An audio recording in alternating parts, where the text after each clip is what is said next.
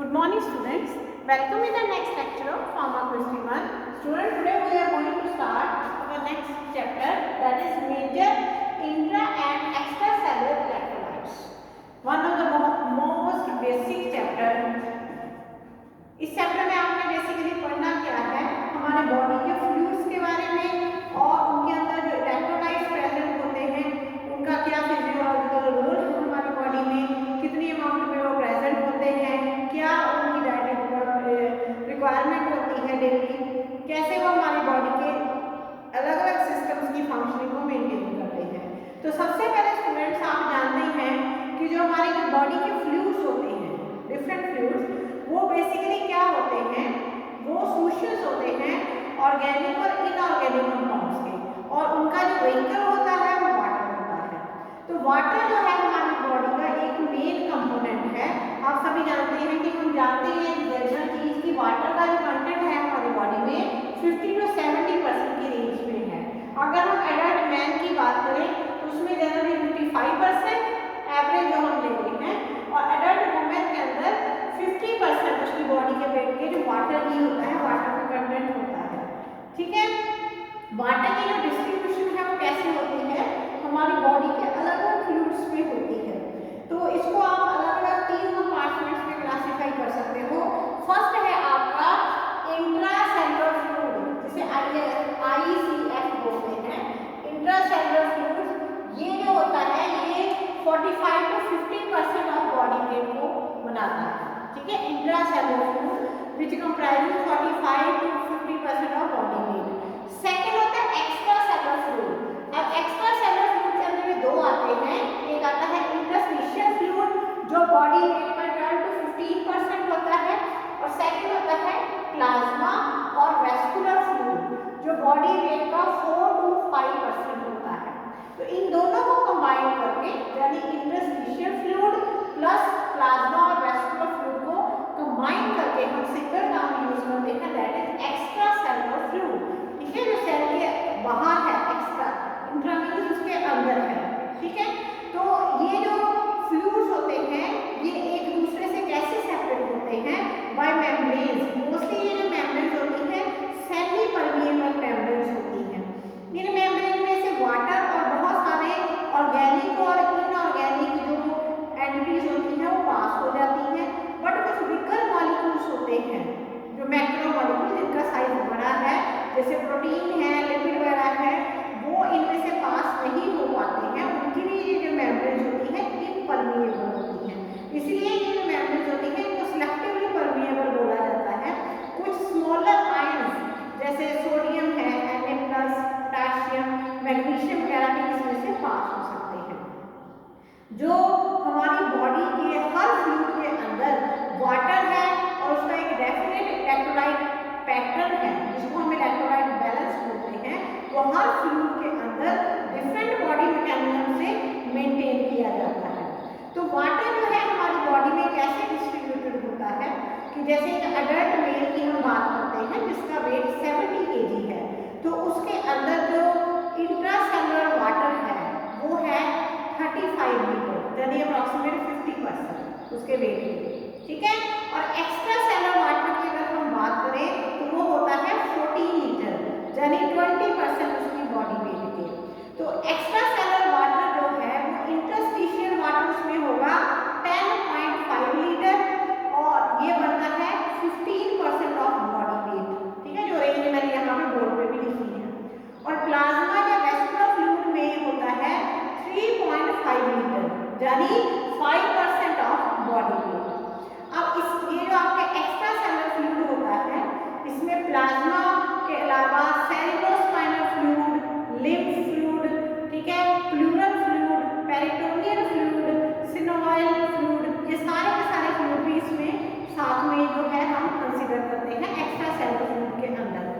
जो वाटर है हमारा तो वो उसकी इनटेक आप जानते हैं, हम एक्सोजीनसली जो हम डेली वाटर नॉर्मली हम लेते हैं, हम ड्रिंक करते हैं, जो वाटर नॉर्मल इनटेक जो है वाटर की मोस्टली जो है ड्रंक वाटर से होती है, जो एक्सोजीनसली होती है। चाहे आप उसको वाटर की फॉर्म में लें, बेवरेजेस की फॉर्म में लें, या किसी गैस्ट्रिक फूड की फॉर्म में लें। इसके अलावा वाटर हमारी बॉडी में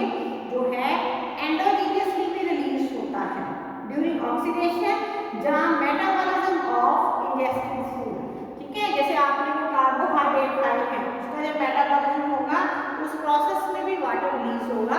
ये आप लोगों ने बायोकेमिस्ट्री में देखा है। ये देखिए कार्बोहाइड्रेट, इसकी ऑक्सीडेशन जब होती है तो कार्बन डाइऑक्साइड और वाटर के मॉलिक्यूल्स जो हैं रिलीज होते हैं। तो एवरेज डेली जो इनपुट है जो हमारी बॉडी में वाटर की और आउटपुट दोनों मेंटेन रहती है। इनपुट दो मेथड से हो गई आपकी बॉडी में कि आप उसको एक्सोजीनियसली ले रहे हैं और एंडोजीनियसली बॉडी में रिलीज हो रहा है।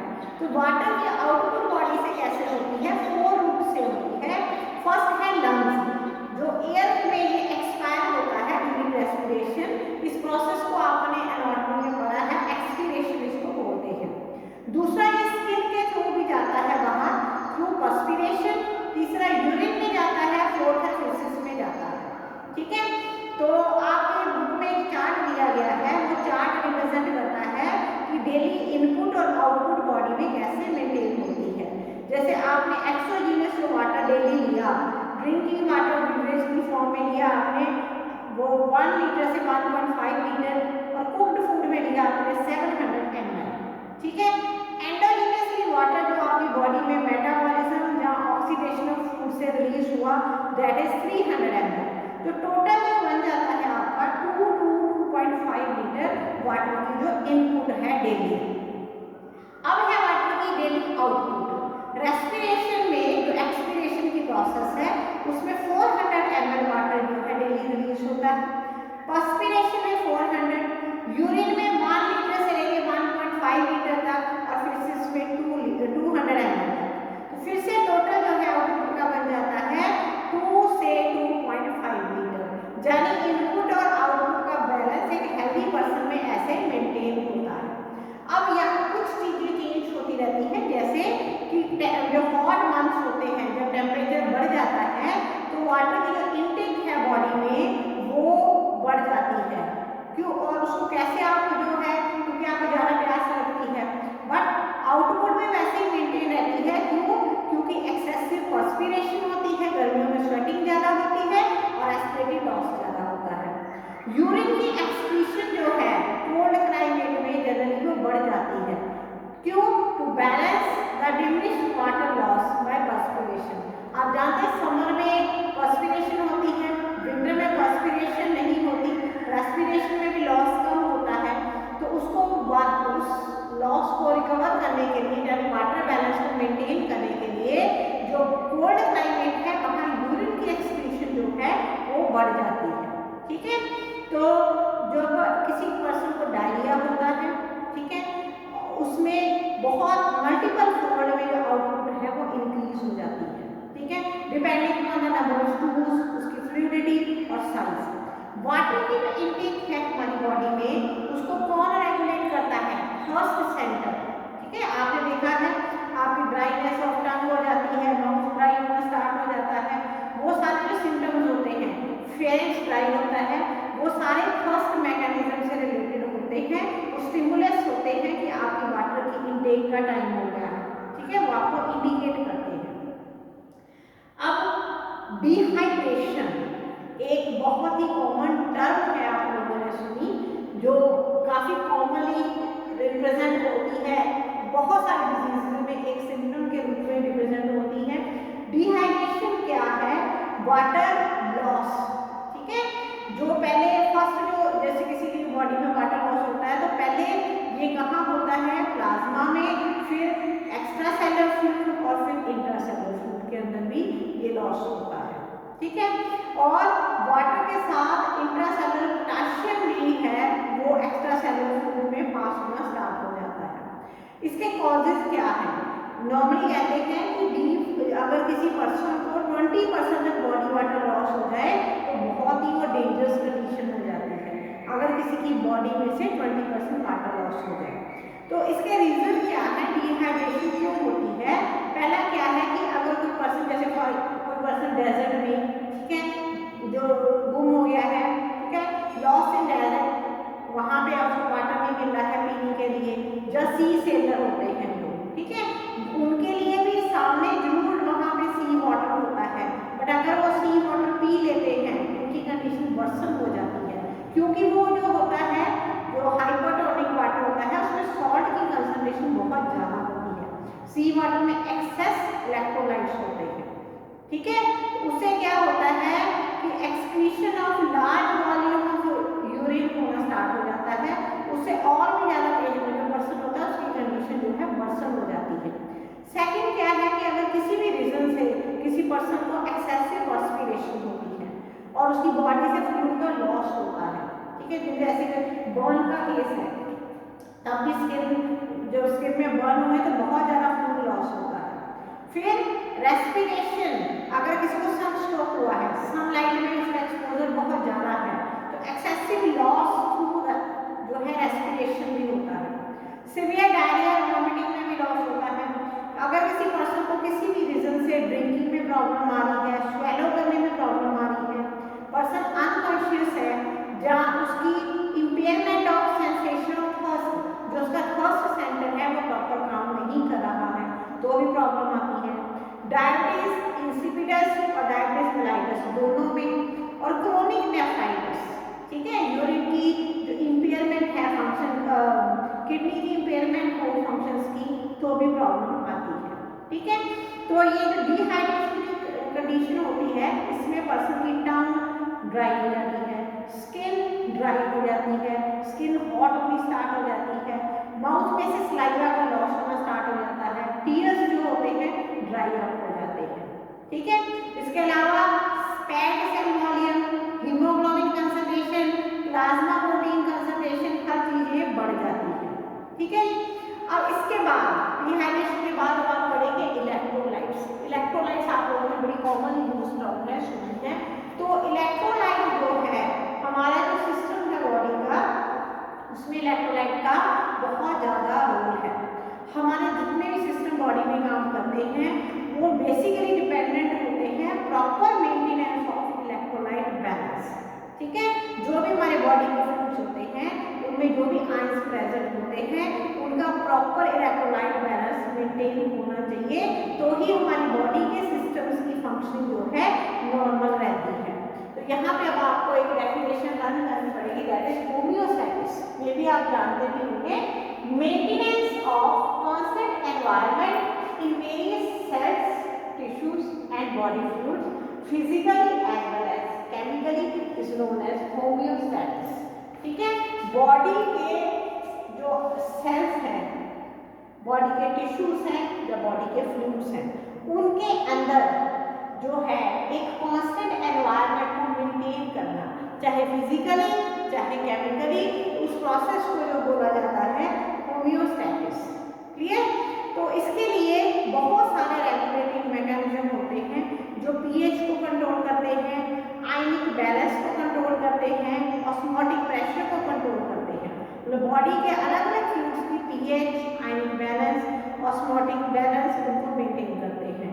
तो इस प्रोसेस में बहुत सारे इनऑर्गेनिक आयन जो है एसोसिएटेड होते हैं, जैसे sodium, potassium, calcium, phosphate, magnesium और भी बहुत सारे आयन जो हैं इस प्रोसेस में एसोसिएटेड होते हैं। तो ये जितने भी आयन्स हैं डेली आरडीए मतलब रिकमेंडेड डाइटरी अलाउंस जो है इनका हमारी डाइट में फिक्स होता है, इतने आपको डेली लेना ही है। तो जो इलेक्ट्रोलाइट्स हैं अगर हम देखें इनका हमारी बॉडी में बहुत ही इंपॉर्टेंट रोल है। तो अब है आपका कि फंक्शंस ऑफ इलेक्ट्रोलाइट। इलेक्ट्रोलाइट कौन से फंक्शन जो है परफॉर्म करते हैं इन जनरल, मेजर इनके यही फंक्शंस है। फर्स्ट क्या है, मेंटेनेंस ऑफ इलेक्ट्रोलाइटिक बैलेंस, ठीक है। इलेक्ट्रोलाइटिक बैलेंस में क्या क्या आएगा, acid base balance, osmotic equilibrium in various body fluids, ये इनका एक मेन फंक्शन है। दूसरा फंक्शन क्या है, facilitate specific metabolic function through supply of specific iron to body fluids, ठीक है। ये बॉडी के फ्लूइड्स में प्रॉपर जो आयन चाहिए, स्पेसिफिक आयन, उसकी सप्लाई को मेंटेन करते हैं, इसलिए स्पेसिफिक मेटाबॉलिक फंक्शन को ये रेगुलेट करते हैं, फैसिलिटेट करते हैं। स्टूडेंट्स आपकी बुक में एक चार्ट दिया गया है, ये जो चार्ट है वो अलग अलग बॉडी फ्लूइड्स के इलेक्ट्रोलाइट पैटर्न को रिप्रेजेंट करता है। जैसे आपकी जो बॉडी फ्लूइड है, जैसे ब्लड है, जब प्लाज्मा, ब्लड के अंदर प्लाज्मा है, फिर गैस्ट्रिक सिक्रीशन है जो, ठीक है, उसमें गैस्ट्रिक में साथ में pancreatic, bile secretion, small intestine है, स्वेट है, फिशेस है, इनके अंदर सोडियम कितना है, पोटाशियम कितना है, क्लोराइड कितना है, बाइकार्बोनेट कितना है, कैल्शियम कितना है, फॉस्फेट कितना है और मैग्नीशियम कितना है, ये सारा उस चार्ट के अंदर रिप्रेजेंट किया गया है। तो आप अपनी बुक में वो चार्ट को अच्छे से देख सकते हैं। और इसके अलावा बहुत सारे जो और भी एक और चार्ट दिया गया है, बहुत सारे आयंस की मेजर फ्लूइड इलेक्ट्रोलाइट कंसंट्रेशन है उसको रिप्रेजेंट करने के लिए, ठीक है, कि जैसे सोडियम है वो प्लाज्मा में उसकी कंसंट्रेशन, इंटरस्टिशियल, इंट्रासेलुलर, ठीक है, तो ऐसे ही 4 कैटायंस की कंसंट्रेशन रिप्रेजेंट की गई है, सोडियम, पोटेशियम, कैल्शियम और मैग्नीशियम। ऐसे ही कुछ एनायंस हैं जैसे bicarbonate, chloride, phosphate, sulphate, organic acid और प्रोटीन, इनकी भी प्लाज्मा में, इंटरस्टिशियल और इंट्रासेलुलर सारों की कंसंट्रेशन रिप्रेजेंट की गई है।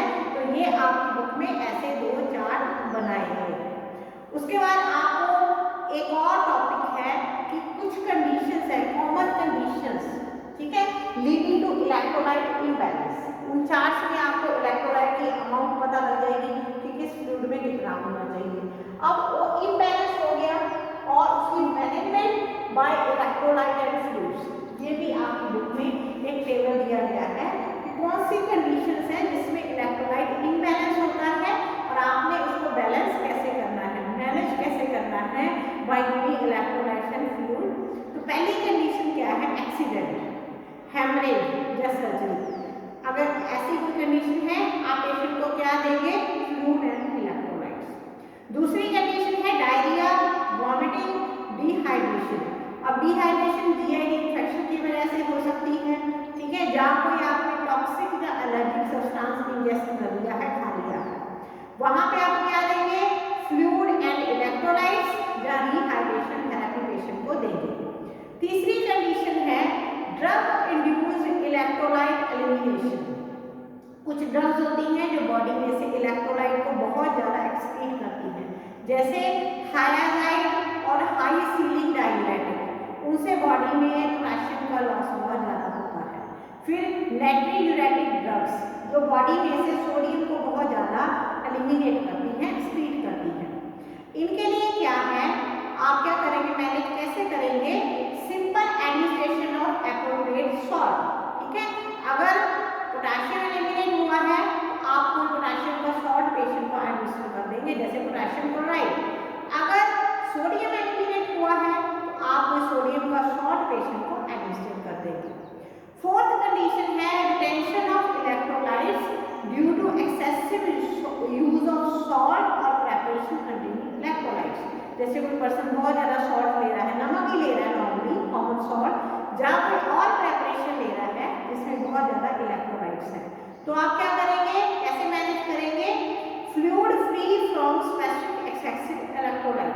पेशेंट को सिर्फ फ्लूइड देंगे और उसके अंदर वो इलेक्ट्रोलाइट जो है जो एक्सेस में उसकी बॉडी में ऑलरेडी है वो नहीं होना चाहिए। फिफ्थ कंडीशन है metabolic disorder leading to alkalosis और एसिडोसिस। कोई मेटाबॉलिक प्रॉब्लम हो गई है, उससे बॉडी में एल्केलोसिस या एसिडोसिस हो गया है, तो आप कैसे मैनेज करेंगे, appropriate electrolyte preparation for acute condition, ठीक है। तो आपको क्या करना पड़ेगा, पहले तो एक्यूट कंडीशन को मैनेज करना पड़ेगा, उसको नॉर्मल करना पड़ेगा, उसके लिए आप पेशेंट को इलेक्ट्रोलाइट प्रेपरेशन देंगे और बाद में आप क्या करेंगे कि देखेंगे कि कंडीशन कहाँ से आई है, रीजन क्या है इसका, तो अंडरलाइन कॉज को आप फिर ट्रीट करेंगे। सिक्स्थ क्या है, डेफिशिएंसी ऑफ एसेंशियल आयंस। किसी भी जरूरी जो हमारी बॉडी में एसेंशियल आयन है उसकी डेफिशिएंसी हो गई, चाहे वो न्यूट्रिशनल हुई है, आपकी डाइट में प्रॉपर नहीं था, चाहे एक्सेस एलिमिनेशन, ठीक है, जैसे हाइपोनेट्रीमिया, हाइपोकैलीमिया, हाइपोकैल्सीमिया, हाइपोमैग्नीशियमिया, ठीक है, मतलब सोडियम की डेफिशिएंसी, पोटेशियम की डेफिशिएंसी, कैल्शियम की डेफिशिएंसी, मैग्नीशियम की डेफिशिएंसी। तो आप क्या करेंगे, पेशेंट को कैसे मैनेज करेंगे, वो जिस भी सॉल्ट की डेफिशिएंसी है उसका एप्रोप्रिएट सॉल्ट पेशेंट को एडमिनिस्टर करेंगे। और सेवंथ कंडीशन है excessive presence of specific ion. कोई आयन बहुत ज़्यादा अमाउंट में प्रेजेंट है, जैसे हाइपरकैली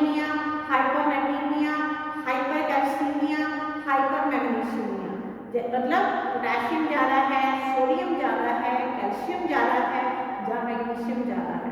तो आप क्या करेंगे, कैसे मैनेज करेंगे, discontinuing the intake of salt and treating the underlying cause. वो सॉल्ट पेशेंट को देना बंद कर देंगे। जैसे मान लो किसी की बॉडी में सोडियम एक्सेस में हो गया है, तो आप उसको कॉमन सॉल्ट की जो इनटेक है रिड्यूस कर देंगे और रीजन देखेंगे कि ऐसा क्यों हुआ है और उस अंडरलाइंग कॉज को आप ट्रीट करेंगे। ठीक है, तो ये है आप बहुत जनरल जो है इंट्रोडक्शन पार्ट है इस चैप्टर का, intra and extra cellular electrolytes की बॉडी में वाटर कहाँ किस रूप में प्रेजेंट होता है, कैसे उसकी जो बॉडी में बैलेंस को मेंटेन किया जाता है, फिर कौन से इलेक्ट्रोलाइट्स होते हैं उसके आपकी बुक में चार्ट दिए गए हैं कि बॉडी के अलग अलग जो फ्लूइड्स हैं उनमें इलेक्ट्रोलाइट की कितनी कितनी कंसंट्रेशन प्रेजेंट है, फिर उनके फंक्शंस क्या हैं उन इलेक्ट्रोलाइट्स के। ठीक है, और कौन सी कंडीशन है, जैसे पहले हमने डिहाइड्रेशन की बात करी है वाटर से रिलेटेड, और फिर बहुत सारी कंडीशन है जो इलेक्ट्रोलाइट और फ्लूइड के दोनों के बैलेंस को जो बैलेंस के डिस्टर्ब होने से आती है। ठीक है, कोई भी रीजन हो सकता है, एक्सीडेंट, डायरिया, बहुत सारे रीजन अभी आपको मैंने बताए और उनकी मैनेजमेंट आपने कैसे करनी है। Thank you.